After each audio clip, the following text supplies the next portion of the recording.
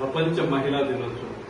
మరి నేటి బాలికలే రేపటి మహిళా మనులు.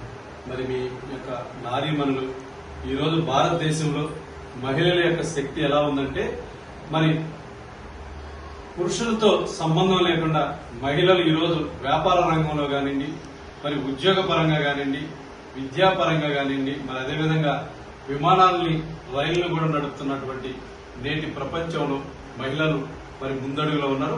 మరి భారతదేశంలో మహిళా శక్తి చాలా బలనీయంగా ఉంటుంది.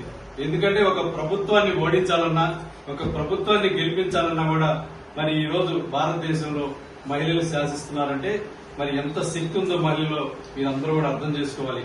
మరి ఈ రోజు ఈ యొక్క చిన్నపిల్లల మధ్య మహిళా దినోత్సవాన్ని ఎందుకు జరుపుకుంటున్నామంటే, రేపు మీరే భవిష్యత్తులో మరి మహిళల ఈనాటి పిల్లలే రేపటి మహిళలు. కాబట్టి మీరందరూ కూడా భవిష్యత్తులో చక్కగా చదువుకుంటే, మీరు చదువుకుంటే మీ యొక్క పిల్లల భవిష్యత్తు బాగుంటుంది, మీ కుటుంబ పరిస్థితి బాగుంటుంది, అదే భారతదేశం పరిస్థితి కూడా బాగుంటుంది.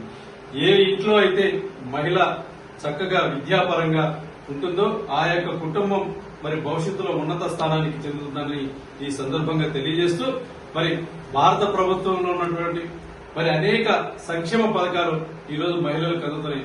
మరి అదేవిధంగా మన ప్రీతమ నేత ముఖ్యమంత్రి నారా చంద్రబాబు నాయుడు గారు నారీ శక్తి అని చెప్పేసి మరి అదేవిధంగా ఉచితంగా మహిళలకి 3 సిలిండర్లు ఇవ్వడం, ఇలాంటి అనేక సేవా కార్యక్రమాలు కూడా మరి ప్రభుత్వం కూడా మీ అందరూ కూడా అందిస్తుంది.